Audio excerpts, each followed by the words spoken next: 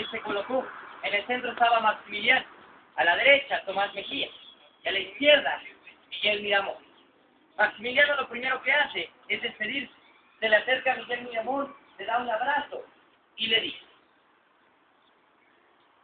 General, jóvenes tan honrados y valientes, que se han ganado la posición del centro y que son venerados por un emperador, deberían de ocupar mi lugar. Les pido que ocupe el lugar que usted se ha ganado. Miguel Miramón le hace caso y se pasa al centro.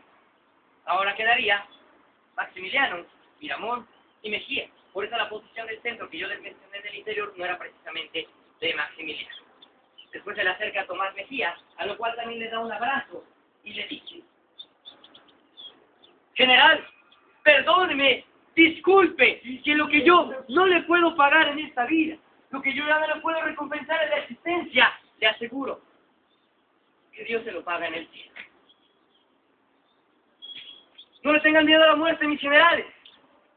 No se espanten, que muy pronto los tres nos veremos en el paraíso. Hasta siempre, mis generales. Mientras Maximiliano terminaba de despedirse, los miembros del pelotón de fusilamiento, a la altura de esta columna, llegaron y establecieron 18 personas, de las cuales la mitad se encontraba a los alrededores. La otra mitad preparó fusil, apuntó a Maximiliano y guardó la posición de tiro. En ese momento llega el capitán del pelotón con una orden. La orden comenzó a leerla y dictaba lo siguiente: Mexicanos, damos comienzo al fusilamiento del emperador archiduque austriaco Maximiliano Fernando de Habsburgo, acorde a la ley del 25 de enero de 1862.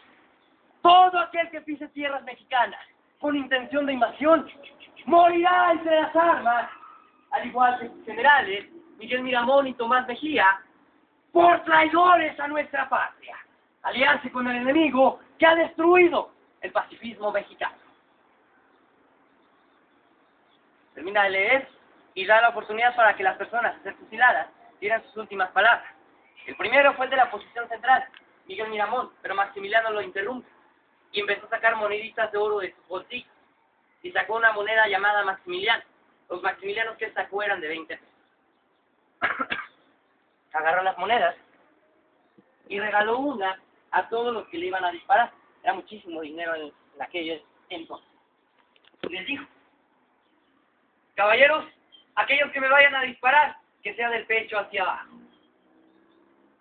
Lo que no quería es que un disparo le llegara a la cara, porque sabía que la última expresión que su mamá iba a conocer de él era la expresión que iba a tener antes de entrar a la frialdad y eternidad de la tumba. Lo menos que su hijo quería, que la mamá ya no reconociera el cadáver. Disculpe, mi general, puede continuar. A lo cual Miguel Miramón levantó su mirada al cielo y esas fueron sus últimas palabras: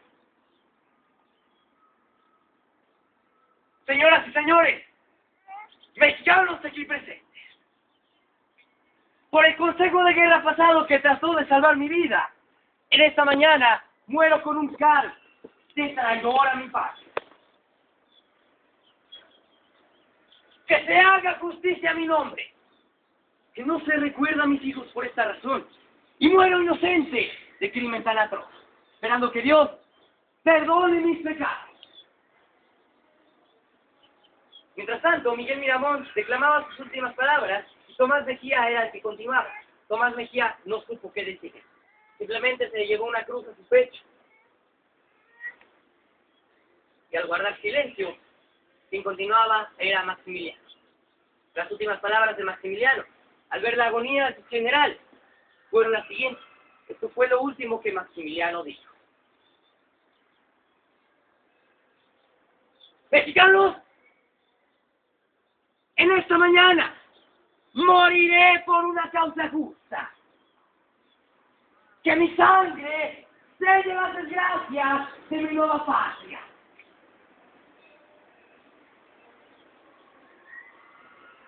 Les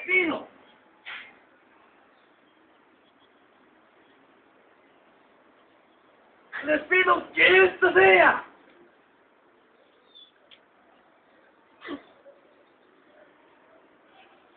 La última vez que se dieron batallas.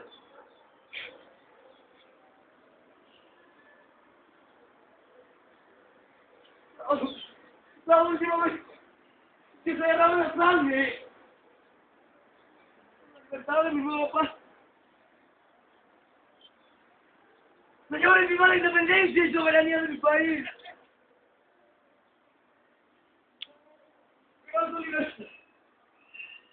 ¡Viva México! Por el otro contrario, las personas que iban a fusilar a Maximiliano, los miembros del pelotón de fusilamiento, se habían arrepentido al ver las lágrimas del emperador. Muchos de ellos querían tirar el fusil y retirarse, que por supuesto era lo más lógico para ellos, pero no para el país, el segundo y último imperio. No se podía demorar. Así que el capitán del pelotón, con su mirada fría y siniestra, preparó a sus soldados y levantó la mano. Una orden muy obvia: preparar las armas. Cada soldado apuntó a Maximiliano, Miramón y Mejía. En ese momento que los soldados apuntan a Maximiliano, comenzaron a llorar. Y así fue, como a las órdenes del capitán del pelotón. Con las lágrimas en los ojos, con el nudo en la garganta y con el dolor de su corazón, los soldados comenzaron a gritar. En ese momento solamente uno muere, que fue Miguel Miramón. Recibe un impacto en su corazón y cae. Tomás Mejía y Maximiliano seguían vivos. El médico estaba horrorizado al ver la escena. Y con mucho miedo se le acercó a confirmar la muerte. Lo levantó entre su mirada y se dio cuenta que Maximiliano seguía vivo. En ese momento, Maximiliano le pronunció unas palabras a su médico. ¡Hombre! ¡Hombre, hombre! De significado incierto. En ese momento, el médico Samuel Bach repitió unas palabras. ¡El emperador está vivo! Y al escuchar esto, el capitán Platón Sánchez de los Siglos de Gracia, con mucho miedo se le acerca a Maximiliano para finalizar con su vida y darle un tiro al corazón. En ese momento, él reflexionaba. ¿Por qué? ¿Por qué tenemos que sentir lástima por alguien que nosotros no conocemos? Jamás en mi vida había visto a Maximiliano. No es posible que una persona que destruye la integridad de mi país venga a cambiarnos nuestros sentimientos y nos dé lástima su muerte. Pero nosotros no venimos por el emperador. Venimos a acabar nuestra misión. Decidió prescindir de sus sentimientos, apuntar a Maximiliano y no verlo a los ojos.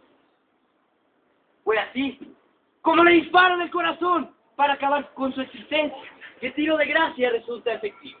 Las personas que estaban a los alrededores comenzaron a retirarse. No porque el fusilamiento se haya acabado, sino porque el sentimiento estaba a flor de piel. La gente a las 7:17 que dormía en sus hogares, escucharon campanazos. ¿Por qué tantas campanas? Sí, es cierto. Los campanazos son por una razón. El emperador ha muerto. Se acabó el segundo y último imperio.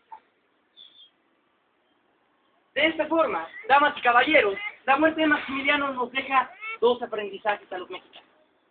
Uno, que el mexicano no es débil, que tenemos la suficiente fortaleza para poder enfrentarnos hasta el adversario más complicado, que lo único que necesitamos en días como los que vivimos hoy es la unión del pueblo. Y dos, nunca más, desde 1867 al 2012, ha tratado de existir una monarquía en México. Es más, ni siquiera lo han intentado. Esta fue la vida de Maximiliano, damas y caballeros. Con esto concluimos la historia.